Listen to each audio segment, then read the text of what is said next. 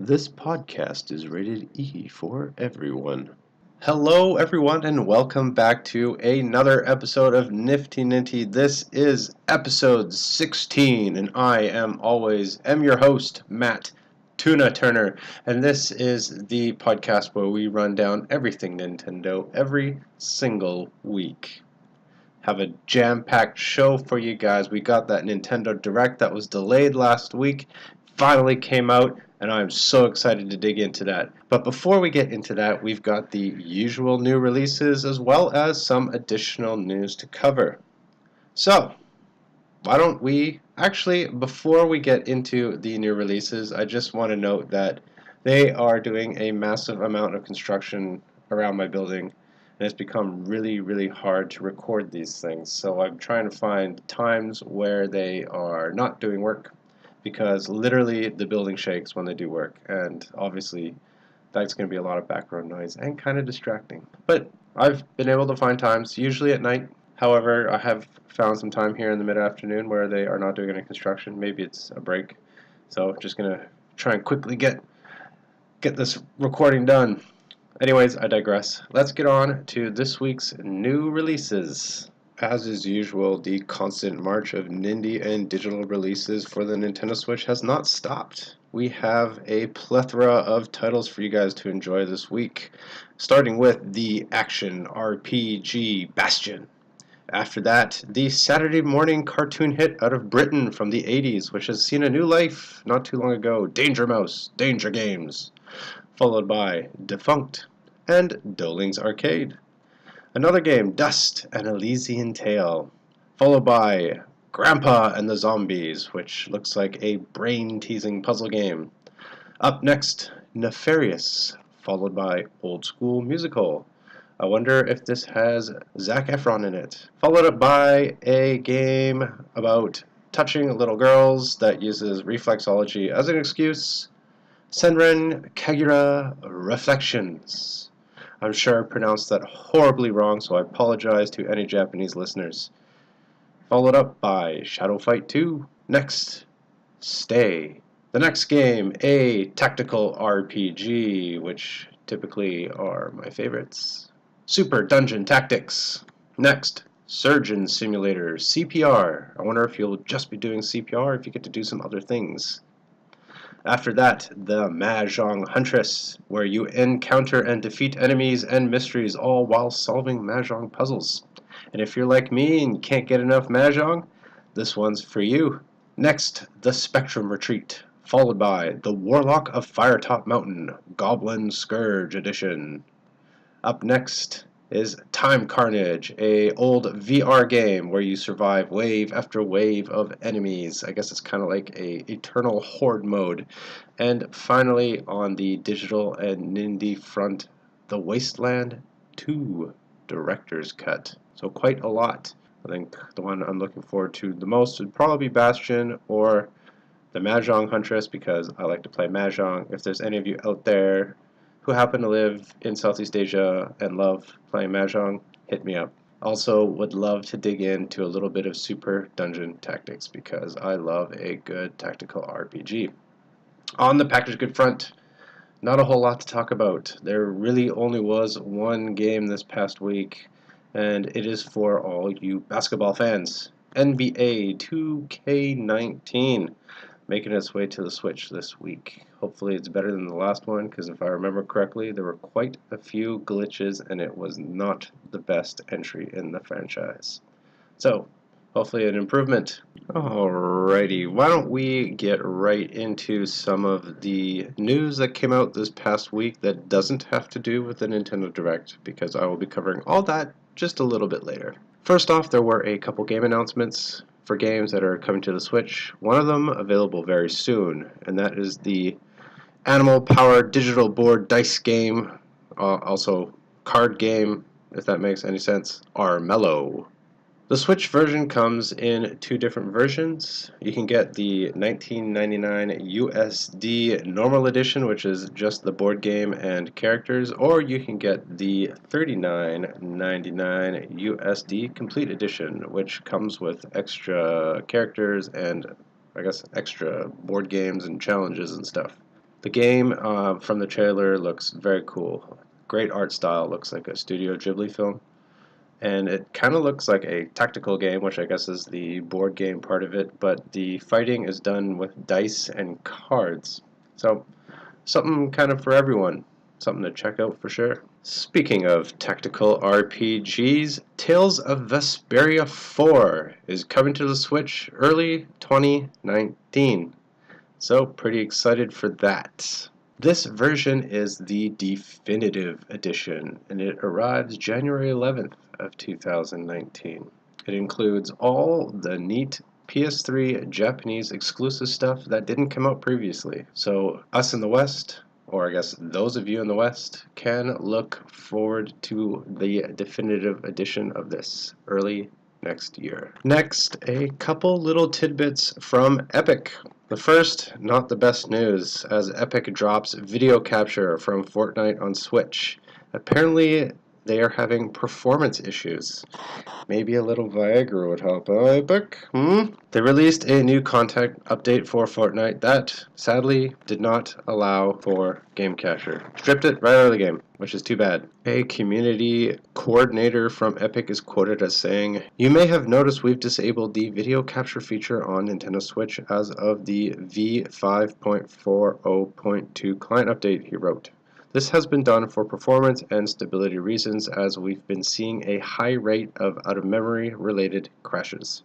Disabling this feature saves a significant amount of RAM while also having a positive effect on overall performance across the board." So obviously Epic felt it was for the greater good to drop the feature.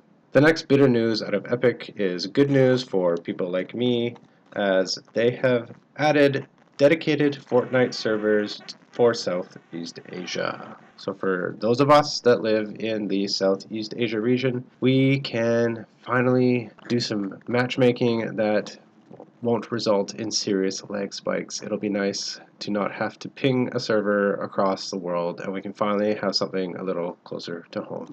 Got some good news for all you amiibo and toy collectors out there. Splatoon is getting a couple new figurines. Somebody out there has decided to take the Ink Boy and Ink Girl, the Inklings Splatoon amiibos, and make them articulating figures. That's not exactly what they did, but it's what it looks like. These figures look absolutely amazing, and I wish they were actually amiibos, because they're amiibos you could actually play with. You've got the, looks like the pink ink boy and an orange ink girl, and the detailing just looks amazing. You've got all sorts of accessories and, like I said, articulation. These come from the Good Smile company. These figures are completely customizable. You can swap out the clothes and the weapons and the gear. They even come with actual like squid figures that actually look really cool. Different facial expressions as well, and fully articulating. These are part of the Figma line and are available for pre-order now, as they don't come out until next year. I believe it is March of next year. I don't know how many of you have played the indie hit Gone Home, but if you are looking for an excuse to pick it up on the Nintendo Switch, I have just a thing for you. They have decided to double down on the 90s nostalgia. In the Nintendo Switch edition of Gone Home, you can actually find some original Super Nintendo cartridges. So those of you wandering around the Gone Home domicile might actually be able to find a actual cartridge of Mario Kart, or perhaps Donkey Kong Country. Sadly, you are unable to actually play these games within the game like you could with Animal Crossing in the past. Still, a very neat feature. And finally, a little bit of good news coming out of the destruction in Hokkaido that actually caused Nintendo to postpone last week's Nintendo Direct. Sadly, that quake has taken 42 people from us. But in a little bit of good news, there was one Twitter user who was dealing with power outages in Hokkaido and really wanted to get some news, either via radio or TV, and he remembered that he had a peripheral that used to be sold for the Nintendo DS family of systems, and that is the DS Terebi peripheral. I don't think it ever came west. It was probably only a Japanese thing. is basically a rabbit ear antenna for the Nintendo DS family of systems. Thankfully, this handy peripheral still works today, and he was able to get the news he much desired via radio and television, all on his Nintendo DS. So, a little bit of incentive to maybe keep around those old pieces of hardware. Alrighty, now it's time to dig into the biggest piece of news for the last piece of week, and something that was probably also the most exciting bit of news over the last piece of week, and that is the postponed Nintendo Direct. If you guys remember, Nintendo postponed the Nintendo Direct out of respect for the victims in Hokkaido, which was rocked by a close to 7-point magnitude, I guess what you call it on the Richter scale, earthquake, sadly claiming the lives of a number of people. Anyways, they postponed it. We got an announcement that it would be coming on September 13th at 3 p.m. Pacific time for those of you in the US and Canada, and they finally released it. And was it ever exciting? Was it all good news though? Yeah, for the most part. We got a whole bunch of news on games that we'd already heard about, things like Yoshi. We also got a bunch of new game reveals, which I'll get to in just a little bit. And we also got to see a little bit more of the Nintendo Switch online service, including a release date. So why don't we just dig right into Nintendo's latest Direct. So right off the bat of the Nintendo Direct, we get a brand new game reveal, and it is pretty exciting. We are getting a brand new Luigi's Mansion game for the Nintendo Switch. And it is at this point where Nintendo is seemingly saying, fasten your seatbelt, bub, because this Direct is going to take you for a ride. And they weren't exactly wrong. They weren't exactly wrong at all. This Direct was definitely a bit of a roller coaster. A lot of ups, a few downs, but mostly a whole bunch of all around and smiles to be had. As for Luigi's Mansion, it is currently titled Luigi's Mansion 3, and it will be released in 2019 at some point in time. Right after the reveal of Luigi's Mansion 3, Shinya Takahashi, who is the GM of Nintendo's Entertainment Planning and Development Division, came on to speak a little bit, and he got right into a whole bunch of news for the Nintendo 3DS. So for those of you that thought the 3DS was dead, well, you'd be dead wrong, because it is still receiving a few ports, still receiving some new content, which is great, because I know personally I love my 3DS. In fact, the entire DS family of systems. I've been an early adopter of all of them. Anyways, the first, I will call it an upgraded port that was revealed for this Direct was Kirby's Extra Epic Yarn, which is, if you remember, I think it was a Wii U title originally. It is coming to the 3DS with a few extras, including the ability to play as Meta Knight and King Day. I think there's also a extra mode, like maybe time trial, and there is an extra item as well. They also revealed another upgraded port. This one was a DS port, and that is Mario and Luigi Superstar Saga Bowser's Inside Story, which I know for people who liked this franchise, this was probably one of their favorites, the one with the most charm and humor. I actually didn't get to play this one. I have really only played the first one, which I thought was a fantastic game and a great Mario RPG. So I might actually pick this one up. This includes a whole bunch of Bowser Jr.'s stuff, I guess you could say. Like, they call it Bowser's Inside Story plus Bowser Jr.'s Journey. We also got more details on the Luigi's Mansion port, which for those of you who don't know was an old GameCube launch title. It was a short game. I think you could beat the whole thing in less than 10 hours. This one features download play multiplayer. The other person, especially if you don't own the game, plays as like a ghost Luigi. He kind of looks like Slimer ate Luigi almost. Also, you can tap Amiibo to the 3DS, and they'll offer you a whole bunch of new items and abilities and those sorts of things. It looks pretty cool. Definitely a very upgraded and updated version of Luigi's Mansion. Hopefully, Dark Moon will be coming soon, especially with Luigi's Mansion 3 announced at the top of the show. So maybe there will be some synchronicity, some harmony between releasing all these titles all at once. Luigi's Mansion for the DS comes out soon.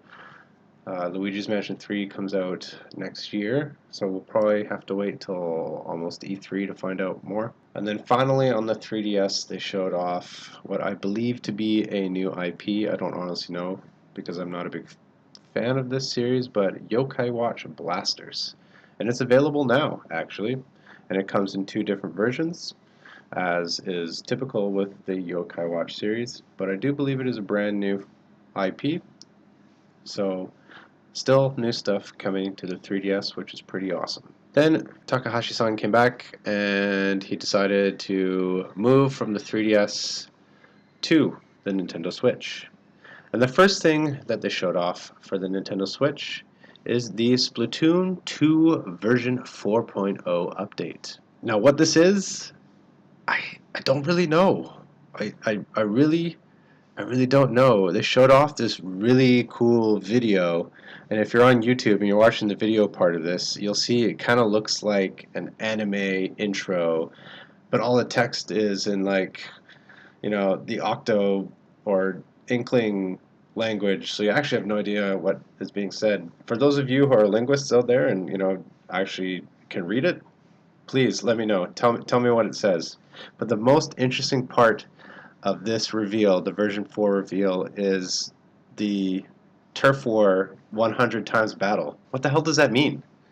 Does that mean we're getting 100 player battles? That's pretty cool. But, for Splatoon players, is this still team based? Or is it single player matches? Like 100 player free for all? Is this like a battle royale mode?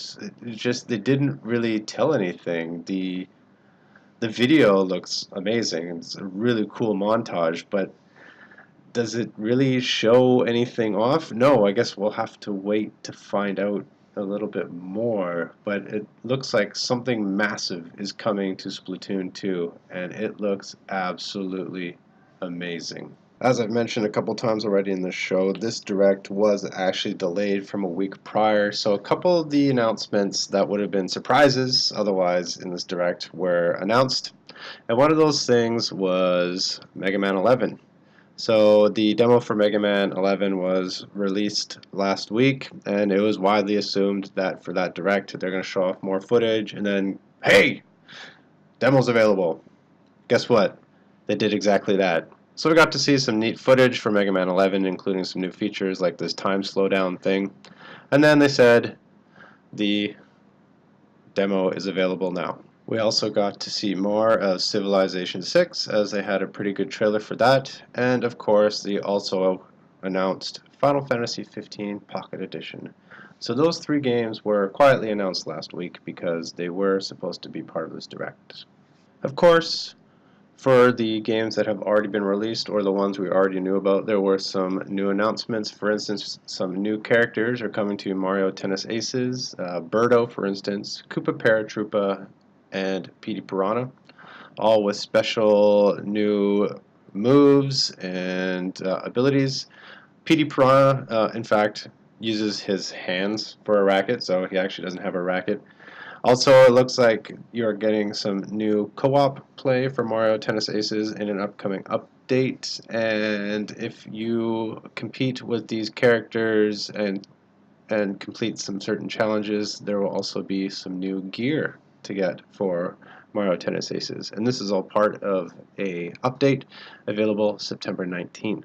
We also got some new info for Pokemon Let's Go Pikachu and Let's Go Eevee.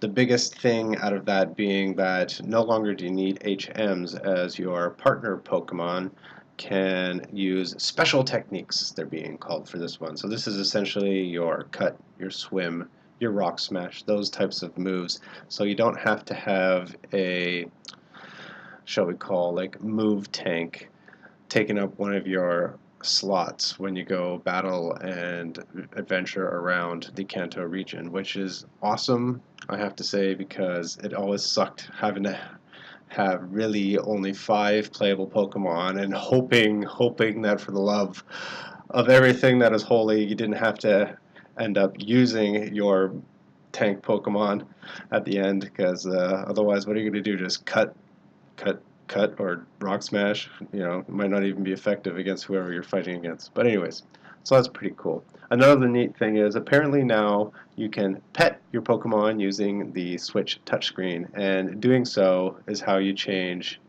your Pokemon or your partner Pokemon's hairstyles. And from the trailer, it didn't really look like Eevee or Pikachu were big fans of you petting them, but the hairstyles do look pretty cute. Last week, it was leaked that the new Yoshi game will be called Yoshi's Crafting World. Turns out that was true, and we actually got to see more footage of that in this direct. We got to see some pretty cool things. It was actually neat what they've done. They've really decided to play with perspective when it comes to this new Yoshi game. So not only are you going from left to right in this platformer, but you can actually switch the perspective around and do the entire level backwards, which makes you wonder what's going on at Nintendo. Are they so confident in their ability to make fantastic and enjoyable platformers that decided, hey, let's make them do it backwards? You know what? If that's what they did, I'm fine with it, because it actually looks really cool and you get like a whole new perspective on this crafted world.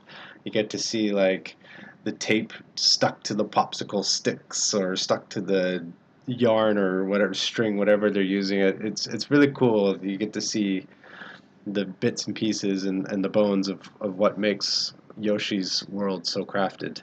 So good job, Nintendo. We also got some more information on Daemon X Machina, or as Brian Altano likes to call it, Daemon X Hetfield. So basically, you are in a post-apocalyptic world. The moon has crashed down to Earth, and you take control of these giant robot Gundam fighter things because AI has taken over the world and is trying to enslave humankind. So pretty cool storyline. And then it showed off a little bit of the customizability of your robots, your vehicles, whatever you want to call them, and the ability to do new fight moves and those sorts of things. It looks like a really, really fun game. There's multiplayer involved as well, of course. So excited to play that when it comes out. We also got to see a little bit more about the Starlink game, which, I mean, really is kind of the Star Fox game we all wanted. It looks really cool. Some great customization for your R-Wing, and there's a whole Star Fox story. And at the end of that little bit of footage, they teased Star Wolf. So, I mean, that's pretty cool. I guess we can look forward to that. I guess maybe he's the main antagonist for the Starlink Star Fox storyline instead of Andross. And of course, with Smash releasing just around the corner, the hype train for that is ramping up. So we got to see some cool new things for Smash.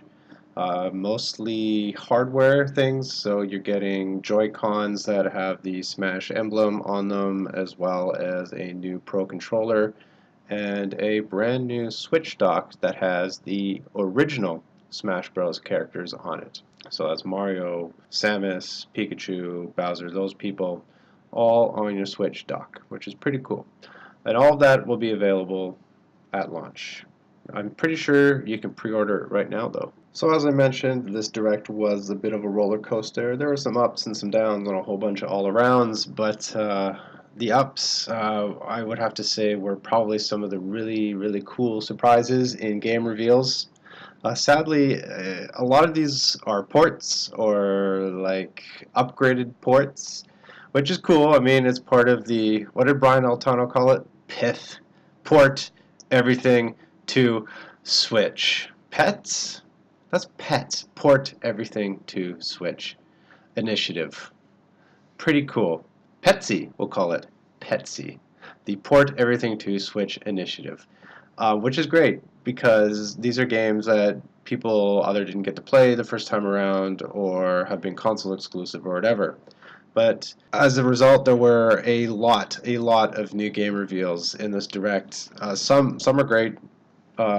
Some were huge surprises. I'm going to try and remember them all. For me, the real standouts were things like the Capcom Beat 'em Up bundle, which is a bundle of some of Capcom's old beat 'em up games that you used to play in the arcade, things like Final Fight, those types of games, which looks really cool. And that's actually available really soon.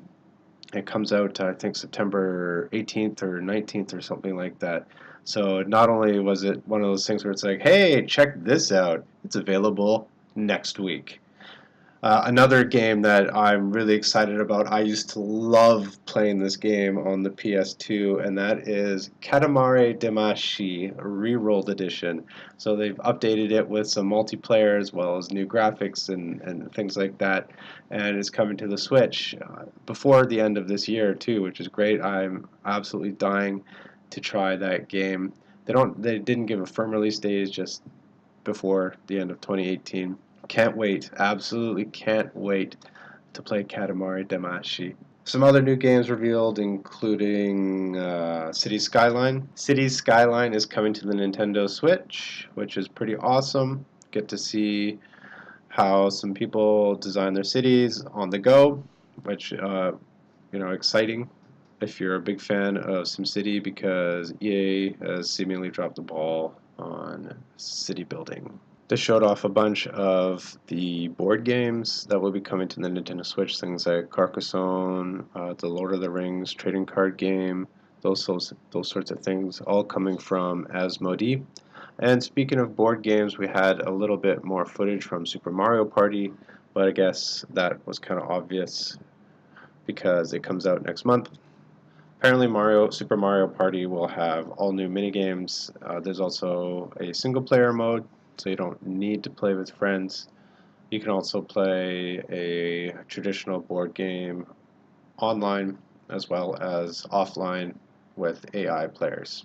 Speaking of the Port Everything to Switch initiative, there was a rumor about new Super Mario Bros. U and new Luigi Bros. U coming to the Nintendo Switch, and those rumors have been confirmed because we got to see footage of that as part of this direct, and it will be called New Super Mario Bros. U Deluxe. Actually, yeah, with the U. They kept the U. Did we really need this game? I mean, it's a great platformer and definitely one of the best in the new Super Mario Bros. Series, but I think it would have been cooler to get a new Super Mario Bros. Game. And actually, you know what? While they're porting everything to Switch, Nintendo, if you're listening, Galaxy 1 and 2. Just saying. Galaxy 1 and 2. Bring it. Now. We also got to see some new footage. They spent close to 10 minutes talking about Nintendo Switch Online. So this will be $20 a year, which is pretty cheap, or I think $35 for a family plan. I think it works out to, if you're to buy the $20 plan, it's like $1 something a month. It's really cheap. You can also pay per month. I think it's $4. There's also I think a 3-month and a 9-month plan as well. The Nintendo Switch Online service, does it look good? I mean, it looks okay. For $20, you can't really complain. It doesn't really look as fully featured as Xbox Live or the PSN does, that's for sure. What Nintendo's done is they've kind of split it into 5 pillars, one being online play, another being the smartphone app, the NES games with the updated functionality, multiplayer functionality, something called special offers, which they didn't really touch on, and finally cloud saves. So cloud saves are finally coming to the Nintendo Switch, but a bunch of us already knew that. When I said earlier that this was a Nintendo Direct full of ups and downs, sadly the part about the Nintendo Switch Online was kind of more the down side of things because it didn't really give us anything new. We got a release date, which is great. We all knew it was coming towards the end of September. It's coming September 18th, so we got a firm release date. We also got to see a few more of the NES titles that will be available. Metroid being one of them. There's also a few third-party titles in there, which is pretty cool. So it's not all first-party titles, but we didn't really get much more info on that, like, at all, really. It was like we didn't get to see if it was only NES titles that we're getting, because there's still Super Nintendo, N64, GameCube, a whole host of a back catalog Nintendo has to play with. But all they've shown is the NES, which we already kind of knew about. They also didn't show any of the new functionality for these new games they announced. They just kind of showed them as box art and then moved on. And then for like the cloud save thing, it's great that it's coming, but they didn't really show how it works. In fact, we've been told since then that cloud saves will not be coming to games like Splatoon 2 or Let's Go Pikachu or Let's Go Eevee, because people can cheat if they were to use cloud saves for those games. So I mean, cloud saves are great for Zelda, Mario, but your online competitive games, sorry, not going to happen. I would really love if Nintendo could do like a Switch online direct somewhere between now and next week, because I'd like to have more information on their online service, even if it's like only 15 minutes long, because there's a lot of questions still to be answered with this service. I mean, it's $20, so it's cheap. Okay, sure, but what is going to convince people to pay to play games they've been playing for free online for like the last year and a bit? And what about like kids who are playing Splatoon or something like that, and all of a sudden they're getting pay gated? They aren't going to know what's going on. They're just going to go to the parents and be like, "Hey, I need $20 so I can keep playing my game." They didn't really explain how any of this is going to work. They did show off, a neat peripheral, which is really only available to people who do subscribe to the online service, and that is the old style NES controllers as well as Famicom controllers will be coming to Nintendo Switch. They are Bluetooth. They slide onto the Nintendo Switch. It makes it look kind of funky, but it's pretty neat that those are there. They also have like the L and R buttons like the single Joy-Cons do. So like neat, only available to those who subscribe, but is it enough? Really? I mean, and then like what if you're like me and you want both the NES and the Famicom controllers? Because you can't. You're limited to only buying one. They cost $60 US. I don't know what they are in yen. I haven't seen, but they're 60 US for the pair, and you can order them now, but they don't ship till December. So yeah, like I said, a bit of a low point. They didn't really show off anything we didn't already know. I mean, I'm still gonna buy the service because I live half a world away from all my friends, so I'd like to be able to play with them. So is it great? No. Will it do? Yeah, it'll be just fine. At least it's cheap, so I guess you're kind of getting what you pay for. It might be neat if they offered like a more expensive tier with more features, that sort of thing. Maybe down the line, maybe once this is a little more commonplace, they'll do that. During the Switch Online part of the Direct, they showed like a montage of games that you'll be able to play online, Splatoon, Mario Party. They showed off an extended little clip for Diablo 3, which looks pretty cool. Overcooked, that sort of thing, which is pretty awesome. And then they got into a really big reveal, which surprised me. I was actually shocked that this was happening, and that is Final Fantasy. So Final Fantasy 15 Pocket Edition was quietly announced last week, and I think that's because it was available that very day, the day the Direct was supposed to go live. But that was the tail end of a larger announcement. there is a boatload of Final Fantasy coming to the Nintendo Switch. And not just chibi, cute, pocket adventure, or like the chibi game, which is also coming. I think World of Final Fantasy it's called, which is also coming.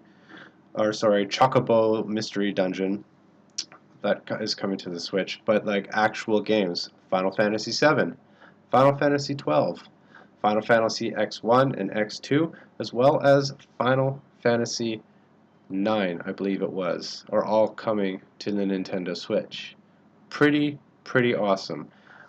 We aren't getting the updated Final Fantasy VII Remake that PlayStation's getting. We are getting instead a port of Final Fantasy VII coming to the Switch. So Final Fantasy VII, Final Fantasy XII, Final Fantasy X1, X2, Final Fantasy 15 Pocket Edition, World of Final Fantasy, Chocobo Mystery Dungeon, and there's one more. I can't remember what it is off the top of my head.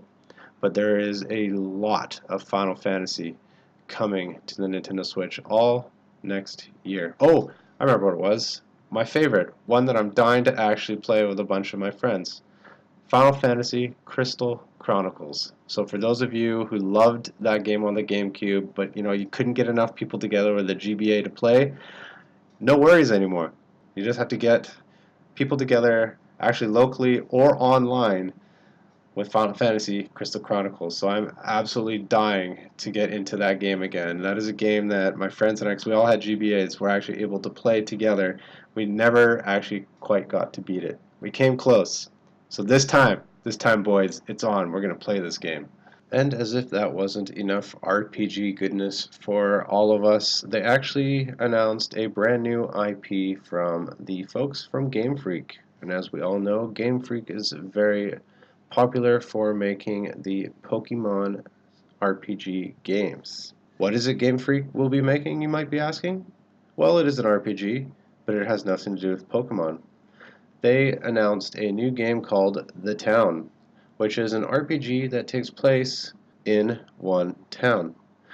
Details were kind of sparse, but the game does look very cool. I love the art style in this game. It looks very beautiful, perfect for the Nintendo Switch, and I'm excited to take a brand new RPG experience on the go.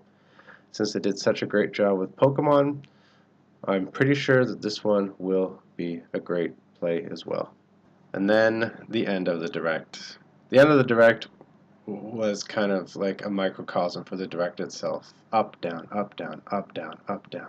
They reveal what you think is going to be a new Animal Crossing game, which everybody loves. People love Animal Crossing.